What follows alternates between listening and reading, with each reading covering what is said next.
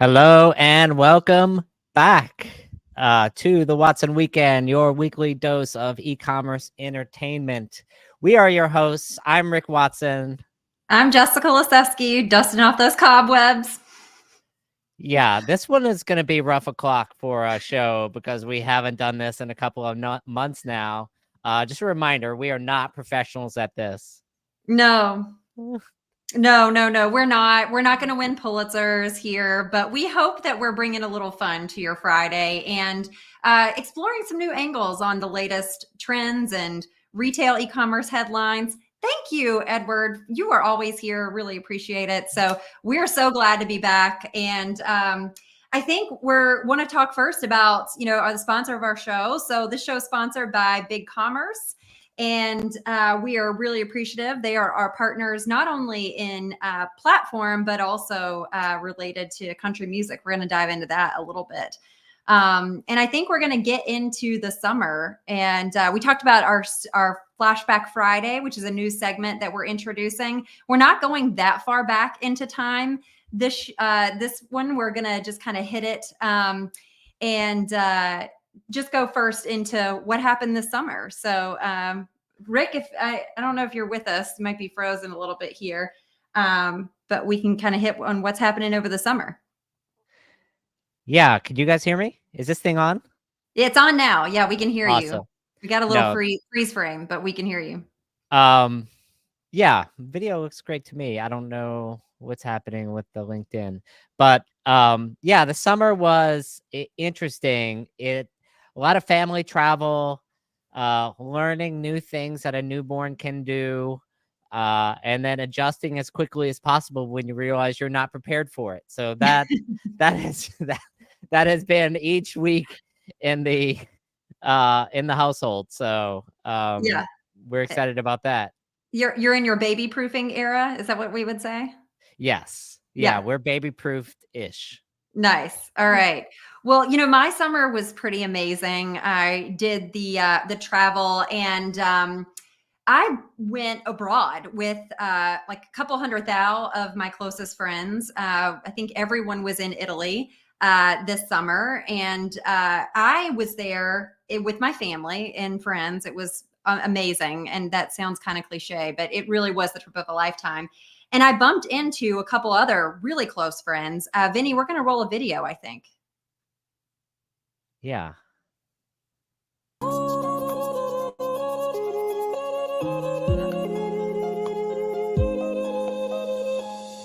Kendall Jenner, Yeah. Tom and Zendaya. Yeah, we're really close. They were trading books.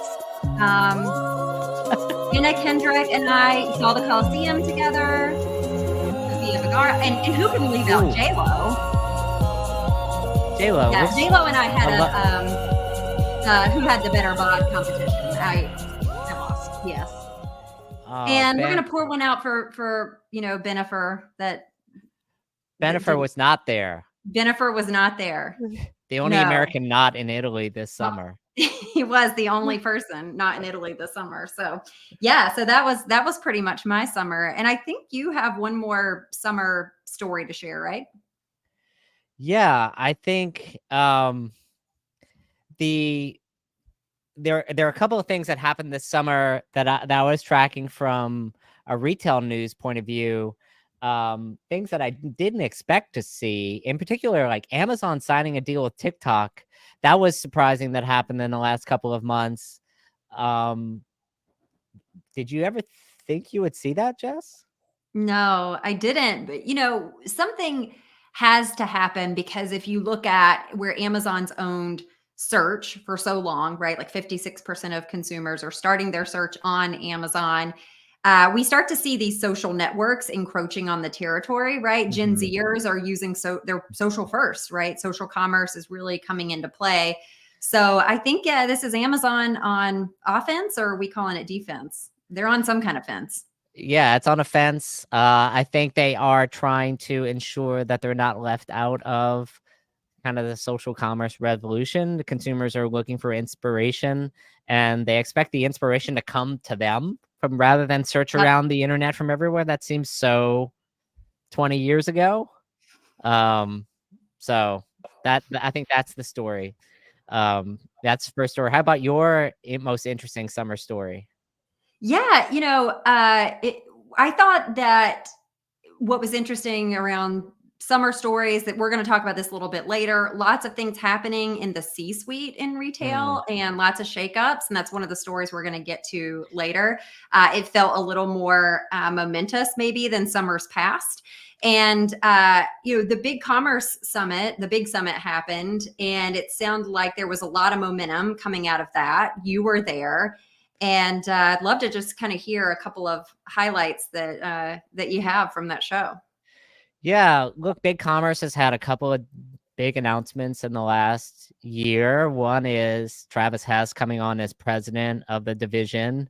Um, he has the great silver hair. I have the great black hair. So we had a dueling hair battle. It's not Oh, clear who nice. won that one. Okay. The other one is they acquired content management front end MakeSwift, which they look to see to integrate into their front end. And so I think that's a direction that they're going to be taking. Finally, it's like B to B to B to B to B. Like the whole thing is B2B. And so I think that's going to be a big direction for the big commerce as they go kind of toward the next step of their evolution. And by the way, they're not selling, apparently. Yeah. The CFO says they're not selling. At least they've told Wall Street they're not selling. So it's not smart to tell a financial analyst you aren't selling if you actually are selling. So I guess at this point, we have to take their word for it. Door is shut. Yeah. Yeah. So there we go. And I think we have a little ditty to share on your time at the big summit. Yeah, for those who don't know, Big Summit was at Austin City Limits Live, which some great performers were there, and I was on the same stage that some of these great performers were on, just not at the same time. Okay. All right. Let's hear. Playing with Big Commerce by his side, he's chasing down digital gains. Well, I heard about a man named Rick Watson riding the e-commerce plane. How do they come up with this? With Big Commerce by his side, he's chasing We have down some of the digital highest gains. production talent in the industry right now. I'm just going to Right. throw that out Travis there. Hess in the South, There he is. and Sharon G. I see why the riding hair in. battle was on point. They're the fastest Oh, clickers in Is that the West. emoji version of Profit's me? what they steer. Looks like it. Is that your memoji? I think that's my emoji. They took All that right. from my iPhone. Do we want to tell people where they can find this whole track? Yeah, I think the track is available. We're going to drop that in the comments. By the way, if you have any great summer stories right now, definitely feel free to share them in the chat. We will we'll be talking about that throughout the show. Yeah. All right. Well, I think we're going to get now into our headline hangover, which is, if you're new to the show, this is where Rick and I talk about some of the headlines each week that have caught our eye, give our little spin on what's been happening, and what we think about it ultimately. We'd love to hear your feedback as well. So we're going to kick it off with Dollar General reducing their guidance. And they're saying basically the consumer is not resilient, which is opposite of what we have been hearing all year long from entities like NRF, other analysts who are saying, look, consumers still have cash, still spending, no signs of slowdown, which basically implies there will be no rate cut this year. The tune certainly shifted, especially as people have gotten into their Q2 earnings, Dollar General being one of them.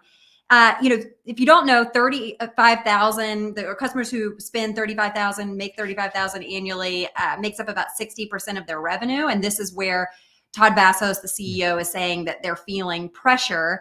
And certainly, that customer's under the most financial strain, which is really hitting the wallet of Dollar General. Little pun here.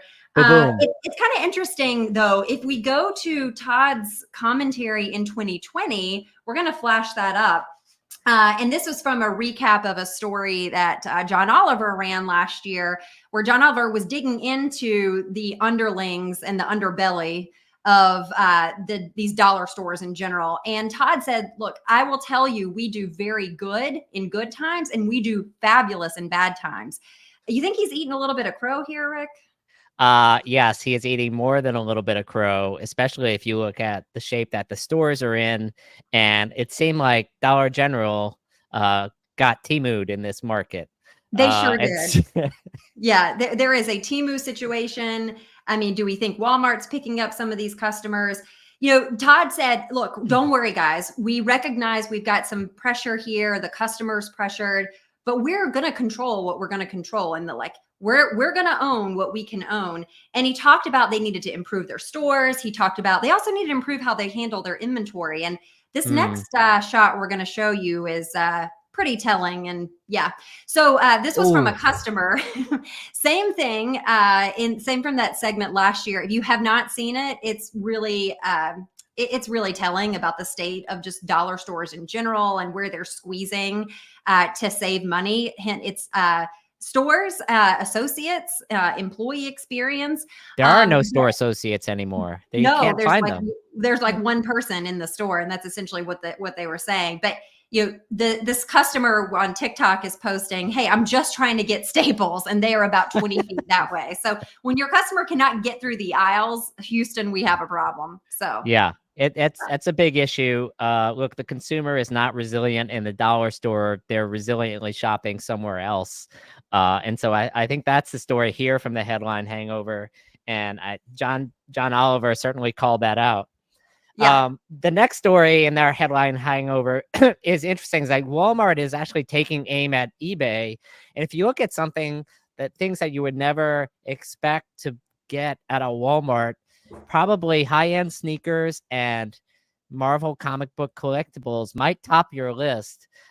Yet Walmart's category expansion seems to continue taking aim at a combination of eBay and Amazon. They have introduced a collector shop where they're now accepting pre-orders for upcoming things like trading cards, sports memorabilia, comic books, records. I'm not sure if people want to shop for these on Walmart, but they're going to be there. They've also signed a big partnership with StockX, who has been looking to recover, and they've had some funding challenges.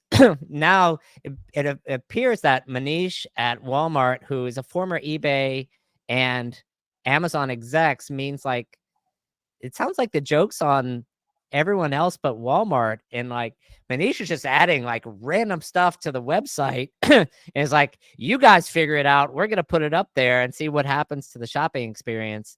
Is this a net positive or a net negative to the shopping experience of Walmart, Jess? I think, look, it's going to stay online, and if they carve it off and how they merchandise it will ultimately be the tell here. It wasn't a surprise if you look at the hires, right? So Bob Means, who was head of trading cards at eBay, joined the Walmart Marketplace team. And so we're sure we're going to make a play here. And if you think about that affluent consumer that they're trying to get into the Walmart ecosystem, maybe this is another way to get it. I think it is interesting that when you look at the categories and the expansion, where they're going, and in the Mark Lowry days, they were getting there through acquisition. Now they're just saying like, hey, we're doubling down on Marketplace, and that'll be the dumping ground and the testing ground for all this stuff. I really wonder ultimately what this is. Is this like another, knife in the coffin for eBay?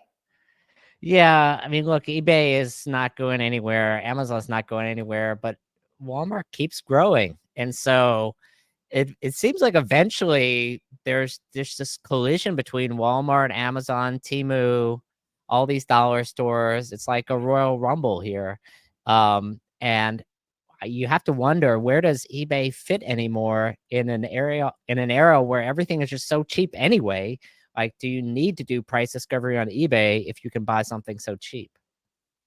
Maybe not. I mean, look, eBay's always been the place where someone goes for the unique and hard to find, one time a year, if that. So, if some Yikes. rando part on my car, or I need a catalytic converter, yeah, maybe I'll go to eBay. But sounds like the rest of it, I can find it at my local Walmart or .com, or hit up Amazon, and then I'm covered. Soon to be Exactly. Temu. Exactly. Yeah, you got another story for us. Yeah, our next story is Ryan Peterson continues his Flexport rehabilitation tour as he gets on a video with Chris Walton, who's another retail media expert. And in fun fact about the interview, he says 71 times during the 5-minute interview, and still explaining what Flexport does. They're trying to be the cheapest or the fastest. They're invested in a lot of technology. They've acquired a bunch of companies, yet it still seems to be a very people-heavy business. And it's unclear how, in such a low margin category for a company that's raised hundreds of millions of dollars, how do you break out of this situation and rehabilitate your image and grow profitably at the same time? Yeah. Is there a Rubik's Cube puzzle solution to this problem? I don't know. I think that they need to invest in some life support equipment, because it feels like, or they've got 9 lives. So it was super interesting to watch this interview, but I don't think that wearing a button-up shirt and sweater combo is the answer. Yikes. Yeah, that could be a challenge. And I think as we go forward, look, logistics, Amazon has all the facilities. How much can you invest in North American logistics that's going to make a dent compared to, the biggest players in the market? Walmart's adding, something we didn't mention in the Walmart story. They're adding their own fulfillment Yep. services. They have added a competitor to Amazon MCF, which is like you could fulfill any multi-channel order from a Walmart. You can also import global logistics cross-border from China or from the Far East to your own warehouse using Walmart, similar to Amazon Global Logistics. And so the question is, will a retailer with such global scale like Walmart and Amazon, they're not going to be disrupted by a player like Flexport? It's just not going to happen. No, it's not. So yeah, where do they play? Yeah, exactly. So that's a challenge. But That is our next one, speaking of importing from China, I think we have a fun story for you next. Well, if you had on your bingo card, we would come back and talk about Shein or Temu. You've already checked off those, because now we're hitting you with a Shein story. They have done their annual sustainability report. You can find it on their website. It's basically the love letter of all the good that they're doing in the world. And it's really impressive, Rick. I mean, I want to break it down for you, though. The good news is they're also very forthcoming and transparent, because they did say that they found 2 instances of child labor infringement against their policies, and they have done appropriate remediation. These are the actual technical terms, where they're canceling those contracts with the manufacturer. So we're saying in the thousands of suppliers that Shein works with, only 2 cases. Only 2. Self-reported, apparently. Self-reported, which always means they're telling the truth. So the other thing that was in this just very detailed document, which outlines all their sustainability goals, and their sustainability goals don't just worry about the labor practices, but it spans sustainable materials and more green-oriented manufacturing facilities and all of those things. One of the highlights in when you talk about the humanity of it all is what they're doing in supporting childcare. So let me just show you Childcare seems important for a company like. Yeah, look, like childcare is a big deal. When you've got all of these employees, you've got basically all of these facilities.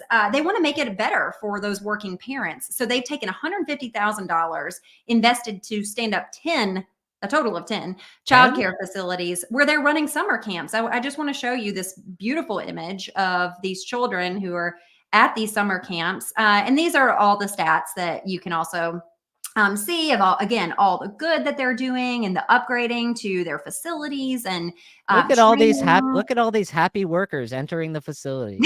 Oh wait, Right. no, this is the child care No, shot. this is the summer camp. Look at the back of the t-shirt. It's not, no. But it does pose the question, like, what do you think they do at these summer camps? Do you think that they do some like, hands-on training just to prep for the futures, like garment making, or is your mathematic problem like, if I work 75 hours a week and I make 1,000 yen a month, which is like $600, what can I afford? Do you think that that's a math I problem? think it's how to run a knitting machine 24/7, 365, and Yeah. produce the smallest lots available so that we can launch 30,000 styles a week. Yeah, there we go. So Solve. that is the math problems that we're working through. Again, we are fueling the future of Shin here, and I guess my real question, Rick, is like, who cares? And I don't mean that in a negative way. I care.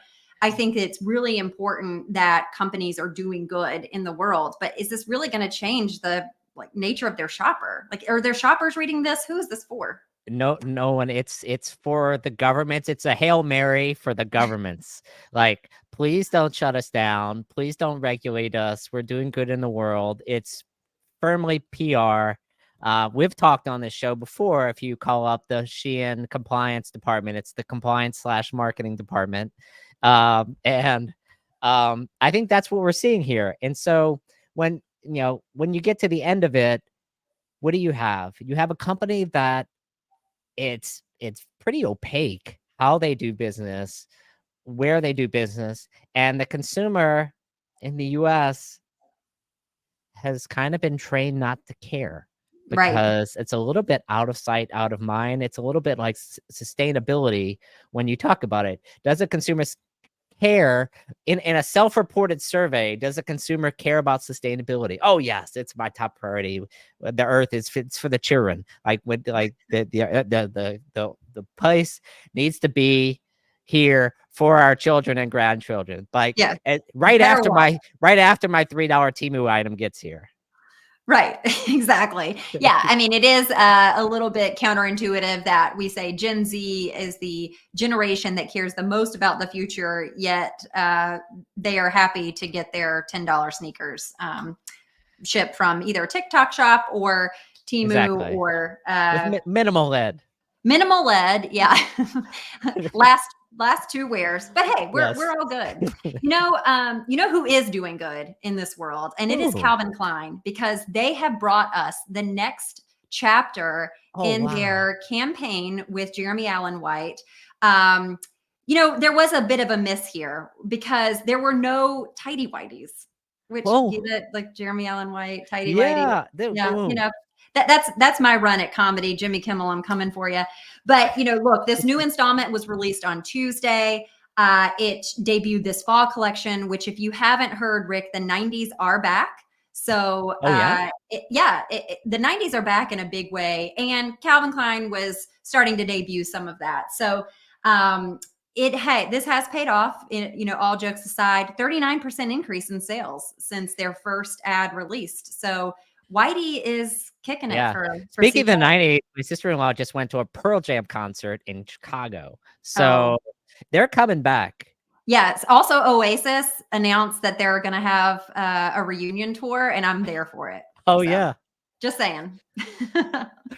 All right. You got the last one. Bring us home. Yeah. The last one is that Amazon seems to be growing faster than Google from an advertising point of view. And so I think that is the challenge. Now, Amazon has officially become the third largest digital advertising platform behind Google and Meta. Google has a $250 billion advertising business, which is 5 times larger than Amazon's. But over the past 4 quarters, Amazon is growing twice as fast as Google. And so the question is Amazon becoming an advertising company? Can Amazon actually challenge the top 2 advertising platforms out there? And what would it mean for the market and for retailers and advertisers? Yeah, for sure. They're already an advertising company, and it's I think it's the place where we've already talked about consumers go first and foremost when they think about, I need a product, they're going to Amazon. They've been taking share from Google.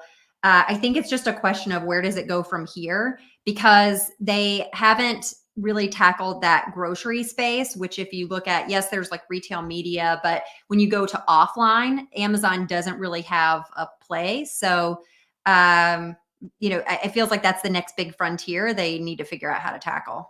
But I guess they're doing it with Prime. So yeah, I mean, look, Amazon's still growing. They have said that their GMV is dropping slightly, but the transaction volume is still up. And so they're trying to figure out how to get cheaper items on the site. They've announced an initiative to Teamify Amazon somewhere on the website. And I thought that was so, lightning deals, but it's going to be a whole new section. yes, it's going to be a whole new section. You're going to spin the dial over and over and hope to get a good deal.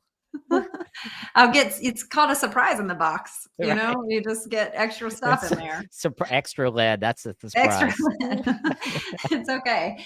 All right. Well, that's going to wrap for our headlines. If you guys think that there is something we missed, we should have covered, let us know in the comments. We'd love to hear from you. And we're going to now. Really, we would not have a show without comments. So please add your comments for the stories you would like to see us cover. Yeah, exactly. All right. So, we calling this summer lovin' or summertime sadness, Lana Del Rey style, because it was definitely a lot of shakeups happening in the retail landscape anyways, as it relates to the C-suite. I counted, at least like 14 or more major changes at some of these retailers. I don't know, Rick, what are you thinking? Like what is some of this, like we'll cover, some of the moves, but just curious, like from a thematic perspective, what do you feel like is happening? Yeah, for the thematic perspective, it's like moving day on the Masters, which is Saturday, which is like up or out. If you're at the top of the leaderboards on Saturday morning, it doesn't mean you'll be at the top of the leaderboards for the Masters at the end of the day, Saturday, heading into the championship day on Sunday. And I kind of felt like retail, really summer was the day it was like, this economy is not going anywhere for a while. We can believe our results. And as a result, some people, you got to go. You overstayed your time. It's time. It's time for a change. So so this isn't like your typical cycle of, people have stayed their tenure, had these illustrious careers, they're retiring and moving on. I think I found like maybe one or two instances of that where is it the CFO at Adidas is transitioning after their current CEO has been there 17 years, so like maybe that's an exception. But new CEOs at Victoria's Secret, Party City, Petco, Starbucks, Nestle, Diane von Furstenberg, those are just a couple to name. Those Can we talk about Starbucks for a second? Thank God. I mean, how much more could they F up that experience? I don't know. That one for sure was overdue. And then the whole rumble of Homeboy is going to be commuting from San Francisco on a private jet. Deal. What could go wrong? What could go wrong? What could go wrong? I don't have to move. But P.S. We're going to keep our in-office policies. So, you guys don't make moves here. But Brian Nickel, he's going to be jetting setting from San Fran to Seattle. Yeah, some other mentions were the COO of Saks, them requiring Neiman Marcus. How does Saks survive? A few years ago, they famously split across their e-commerce group to try to boost their valuation in a boondoggle chase of valuation. Stores is a different division. Is the stores division worth more now? Maybe they should reintegrate it. And like this, it's like the circle of grift that's happening here, where a consulting firm tells them they should break apart. That really satisfies the investors for a couple of years, and then a new consulting firm is hired to tell them to reintegrate, and that satisfies the investors for a few more years. What's next? Yeah. And they also, their chief merchant left and went to QVC, which they're not backfilling that role. They're going to split it across to people who have been there, which we all know 2 people in one role really has no confusion, no conflict of interest, no challenge in decision making. That's really how we get things done. We get 2 of them. Yeah. So, And I mean, in other C-level moves that I've seen, Shopify hired a new CTO. This one was a little bit of a surprise for me. Around the time, it was almost like there was like a 6-month period in Shopify's history where they made some moves thinking that the company is going to go up to the right forever at this accelerated COVID pace. They hired a new VP of engineering who brought in 2 lieutenants, and they acquired Flexport, and then 6 months later, it's like, F this. This was a huge mistake. We're gonna eject, abort. yeah. Now they're bringing in a new CTO, but it seems to be like a different model where it's not someone who's like Toby's letting the reins off. It seems to me that Toby is remaining firmly in control, and they're adding a new talent. The head of former CEO of Microsoft Advertising, the former leader of Yandex, which is one of basically the Google of Russia. These people like don't grow on trees. And so that level of talent coming into Shopify, it seems like a kind of a big move that they didn't have to make, which strikes me as like very different than some of these other C-level moves. Right. Yeah. Like this is we could see ahead that growth could slow, but like we need another jolt, right? We need the next big thing, and we're going to bring in this talent. Some other things that was interesting. Walgreens, it's not a surprise given where their results have been. They've been closing stores, they've been doing layoffs, but they've had 3 moves. They brought in a new chief merchant, they brought in a new chief digital or head of digital. So is this kind of a signal of we need another turnaround, or what do you feel like the Walgreens? Yeah, look, rumor has it those former executives are locked up like all of the merchandise you see when you walk into a Walgreens. You can't fucking shop at this place. I don't understand it. Yeah. I mean, look, I typically want to walk into a Walgreens and spend a good half hour trying to find someone to get my deodorant, my toothbrush, and my toothpaste. I mean, at this point, it's faster to order it on Amazon and have it delivered in an hour, or, get somebody at Instacart to like go get it. I mean, seriously, it could not be a worse experience. You're right. If I wanted to walk over to every aisle and hit the button and wait for the person to show up, like I should have just stayed at home. Yeah. Well, look, at least the aisles aren't cluttered with boxes. Like that might be their next level of defense. Like we're just going to throw things in the aisle so you can't get to them unless you are just really good at digging. So that's Dollar General style right there. That's Dollar General style. We're going to call it DZ merch. So Victoria's Secret, that was the one that I also wanted to unpack. And then I have one more question for you. So they brought in the former CEO at Savage and Fenty, which has really been, so this is like the Rihanna line, certainly a bit more risque in the lingerie category, but very more on the side of like female empowerment.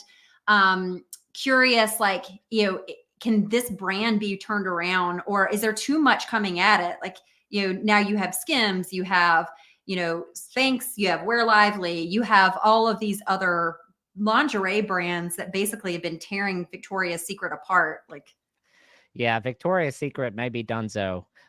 They have now launched in Walmart Beauty. And so, if you're a luxury brand that is previously aspirational, everyone remember the Victoria's Secret angels. Yeah. Would any of those angels be caught dead in a Walmart? No. Negative ghostwriter. They will not be in a Walmart. They will not be. But they're bringing the pink line back. So if you want some booty joggers that are in pink and a cute little crop top, there you go.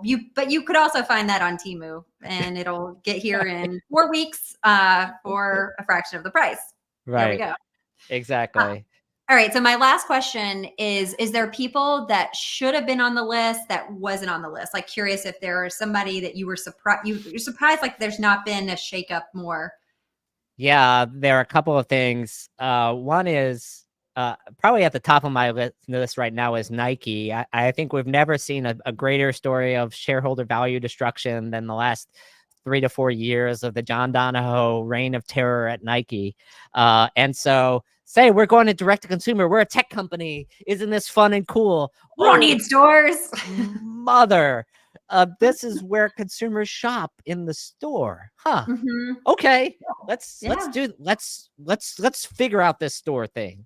Yeah. So that, to me, that was a disaster waiting to happen. That still nobody's pulled the trigger on that one. My guess is you might see activist investors attacking Nike, which is something. Imagine hearing that 15 years ago with the performance of Nike. You would never even think Never. something like that would happen. The No. second one is Target. Target has been a little bit famously challenged in the last 2 years. A merchandise heavy company, a little bit higher margin profile than Walmart, has been challenged by this quote unquote resilient / not resilient consumer who's been struggling to make ends meet. And so Right. as a result is that the Target consumer is clearly trading down to Walmart. Target strategy, the question is it played out? And so the CEO has done a masterful job in the last 15 years to get the company to where it is now. Right. And they have 10 over $1 billion house brands, but is that the strategy that's going to get them for the next 10 years? It feels like this is a good transition time for the Target CEO. And if he, Brian Cornell, overstays his welcome, it may not be the best thing for the company. Yeah. They did make some changes earlier this year. You're saying it's probably not enough. Like we need visionary, like really strategic pivot at this point versus let's keep doubling down on the playbook. Exactly. I think they need a playbook reset. I think they need to be more marketing and acquisition focused rather than just focused on only their merchandise, which seems a slight bit out of step. I mean, look, they're going into a holiday season. We're in back to school right now, as you well know. Yeah. And so you have to walk into a Target. It's almost a requirement. You do. And I will tell you from a personal experience, the selection was abysmal. It got cleaned out super fast. On some of just like the basics, like pencil cases and things like that, they maybe had 2 or 3 options, which pencil case, everyone is going to have one. And so, yeah, I'm in there on Amazon. Like, I hate to admit it because my heart goes out. I've always been a Target shopper, but in there on Amazon comparing prices because like, am I going to buy this crappy thing that my child really doesn't want, or can I get something else in 2 days? And the answer was the latter. So I'm curious to see kind of how back to school performed for them, because it was not at least from a customer perspective and being there shopping, we couldn't get half the things that we needed on the list, and that was problematic, I think, for Target. To your point about Nike, they did make some moves. Just not at the C-suite. We didn't talk about them. They hired a new chief information officer. Is that really their problem? I guess Not maybe sure. if you're talking about profitability and cost cutting, sure. But then they also hired someone to come in as head of like brands and marketplace partnerships. So I think that's interesting too, to see what does that signal. It signals that we're back, baby. We're gonna hit you at a store near you. Exactly. No, that's interesting. So I think we can wrap up the Yep. C-level moving situation and get into our stories too, which is really, where do all the platforms go? There are a number of themes that were brought up at Big Summit that I wanted to bring around about some things we learned, some things that are in the agency. We're in an interesting inflection point. It seems like we're kind of like in a bifurcated world where the B2B platform race is kind of wide open. And Big Summit, BigCommerce has placed early bets in that space with a couple of acquisitions, and they seem to be like very committed to that direction. And the other hand, you have in the direct consumer omni world, Shopify is rising, and really their big nemesis at the moment is Salesforce. And so you've seen Salesforce buy point of sale system this year, Predict Spring, which is kind of an up and coming mid-market, lower tier enterprise solution. Would they have ever done that without Shopify? To me, the answer is no. No. And so I think Salesforce has experienced a lot of pressure. 2 years ago, unified commerce was kind of more of a buzzword. Now it seems like retailers are getting the message that if you show up in a store, the consumer expects you to know who they are and their shopping experience, and expect that experience to carry over to online. And so Shopify having a native built-in POS system, even if it's not quite at the enterprise level yet, they're investing behind it pretty aggressively. In the last 2 editions, Salesforce is kind of getting the memo, like, our contracts only have a couple more years on them. Like, can we catch up and create just like put some lipstick on this thing fast enough before everyone leaves us? Yeah. Well, look, we talked about the trying to mix all the metaphors. You really nailed them. That's amazing. Yeah. So we talked about them at Shop Talk, and really commerce wasn't even a thing.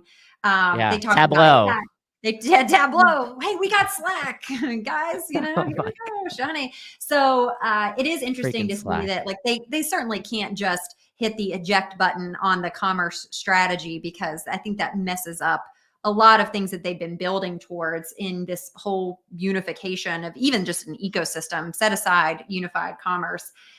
What I thought was interesting is, I read the recap, certainly not being there with the big commerce summit, was there was a lot of talk among the agencies on some things that might be exclusively available to implement as an agency. Can you talk about that? Like, what's the agency ecosystem like?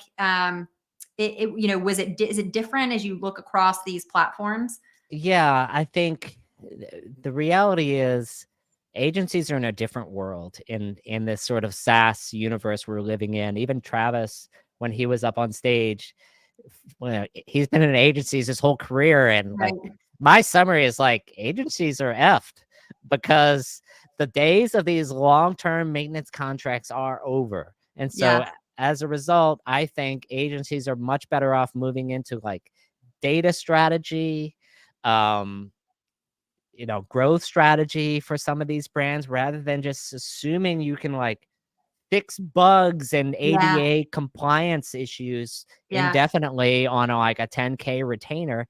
Like, nobody wants that anymore. Yeah. And PS, where are we talking about the customer? Like, at some point, we keep as retailers and in the industry, like, personalization and these personalized experiences. I have yet to see it done extremely well outside of recommendations.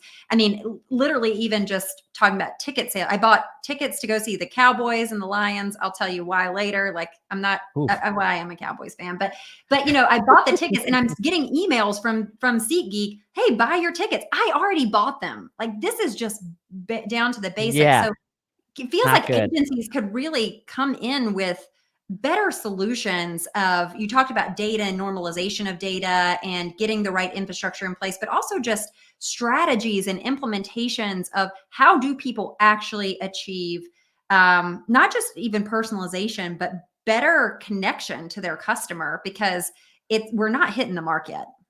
Yeah. I mean, by the way, did you just bury the Cowboys reference in there? Like, can we talk about the last time the Cowboys won a playoff game?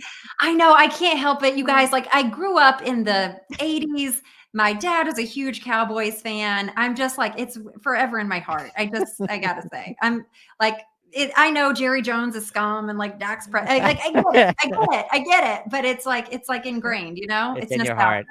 That's in my heart. And my son is a big Lions fan, and I can't explain that either. So this is like a gift to him. No, exactly. Look, agencies, I think, have to adjust to this new world. I think the opportunities, the platform market is very strange, particularly in the direct-to-consumer side.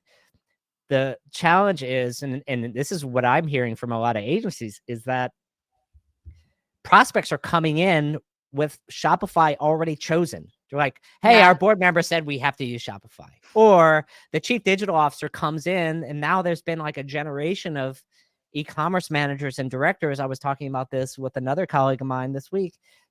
that's all they know. And so they're Yeah. just gonna bring in Shopify, and like somebody like an agency is gonna build their site. We're gonna do an RFP for the platform, but it's almost like the choose your own adventure where every path leads to the same result. You ever remember those mazes? You're like, you go Yeah. around in circle and circle, but like it still ends at the same place. Yeah.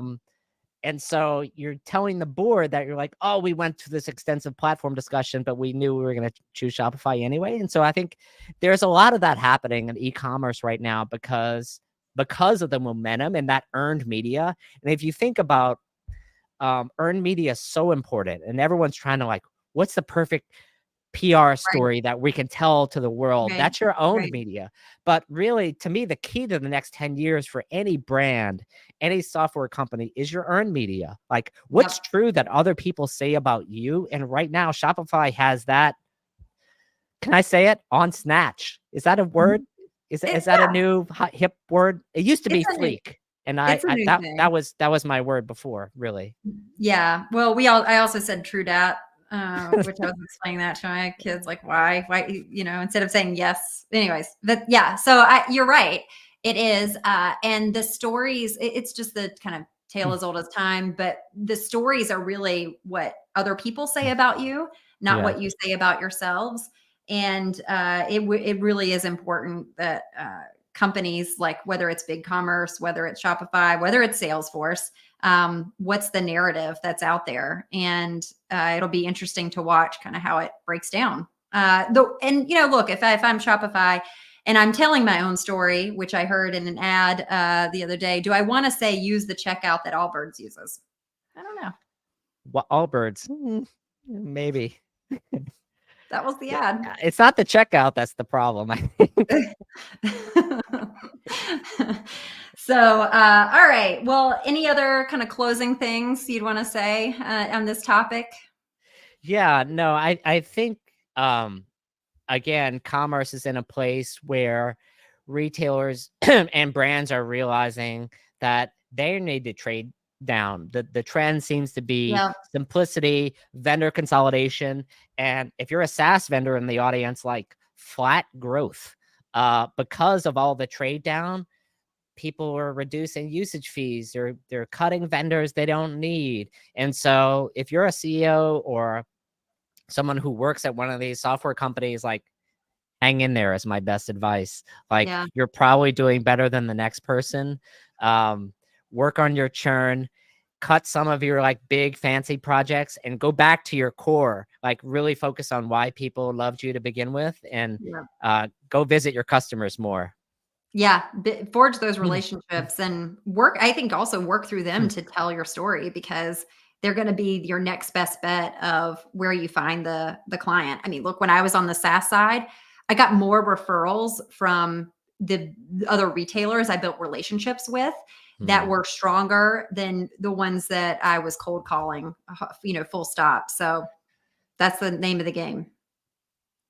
Yeah, exactly. E-commerce is like a echo chamber inside of a village. It's a really small community. And so I think that's why folks like Tom and Travis going to BigCommerce is important, because they have a lot of relationships in the industry, and it matters who's calling on you. Yeah. Yep. At least someone's going to take the call, right? When it's someone you trust. So, yeah. All right. Well, I think we're ready to wrap up the show. We have really appreciated you guys hanging with us as we dust off these cobwebs of coming back from summer break. It's not going to get better for the next episode, just to be clear.